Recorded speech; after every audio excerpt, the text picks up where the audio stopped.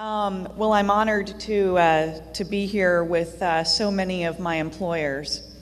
I actually had the opportunity to think about rights and responsibilities associated with levies, and it dovetailed very nicely into something that Doug Bellamo said earlier about a Miranda warning. So what would a Miranda warning look like for someone behind a levy?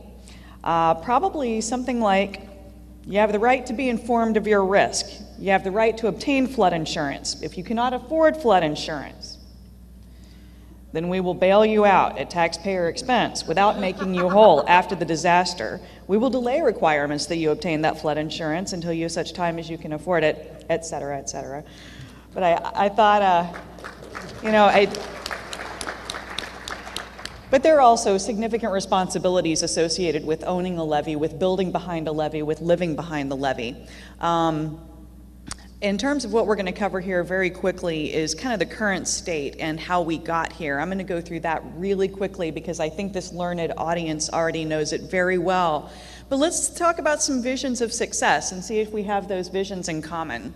And how do we get there? And then in conclusion, how do we prepare the nation for the next big flood and the next big levee overtopping or failure? So the current state and how we got here. A reminder from Gilbert White that floods are an act of God, but flood losses are largely acts of man. And that as floodplain managers, we are managers of flood risk. How we got here, this is a remedial course for all of us. I think we know that early Anglo-American settlements followed water courses. And as those settlements experienced rising waters, levees were viewed as key to that defense. Major flood disasters, however, did spur federal action, finally, in Congress through the late 1800s and even on up into the Flood Control Acts, the Water Resources Development Acts of the more modern era. We also, through the late 1960s, early 1970s, saw a national flood insurance program get some traction, along with a 100-year standard getting traction.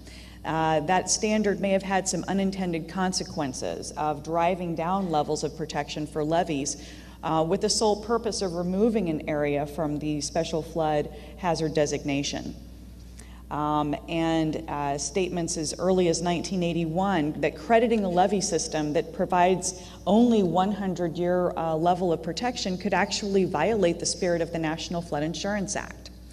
So recommendations and findings of reports through the 1970s on up to this year are that the 100-year standard is inadequate for flood damage reduction structures, especially in urbanized and urbanizing areas, that structural measures as a single approach is inadequate and incomplete, and that even where a structural measure is selected, it needs to be accompanied with consideration of land use policies to enable control of the consequence side of that risk equation. And ultimately, greater emphasis and support is needed on non-structural approaches. Numerous policies contribute to risk. We've talked a little bit about the NFIP and the 100-year standard, the emphasis on structural approaches, the fact that we are living largely in a disaster relief environment, and a real lack of attention and federal leadership on climate adaptation. I would credit many of our federal leaders here in the federal government in the development of data and information related to climate change, but there is still a real need for national leadership to move the nation toward adapting to the climate impacts that are with us and those that are to come. States and communities are still largely controlling land use for short-term benefits and sadly perceive flooding to be a federal problem, particularly catastrophic flooding, and are still, under current federal policy frameworks, able to externalize the costs and consequences to taxpayers across the nation. Simply not sustainable. We have a public that's largely either unaware of or unwilling to accept their risk. And when they hear that they are at risk behind a levee and that they need flood insurance, the misplaced concern becomes that they have to get that flood insurance, instead of their concern being that they're finding themselves at risk that they might not have been aware of. So the levee problem today is stark and obvious and growing. Unfortunately, when I gave this presentation a couple of years ago, I was able to use these same headlines, and many of them are still quite timely. We also find ourselves in an unknown terrain. The scope of the nation's vulnerability, as other speakers have emphasized, is largely unknown. We don't know how many miles of levees are out there in total. We don't know the condition of those levees. We do know that development is increasing behind them, and that even today, new levees are being sought to protect sometimes developed land, but sometimes most egregiously undeveloped land.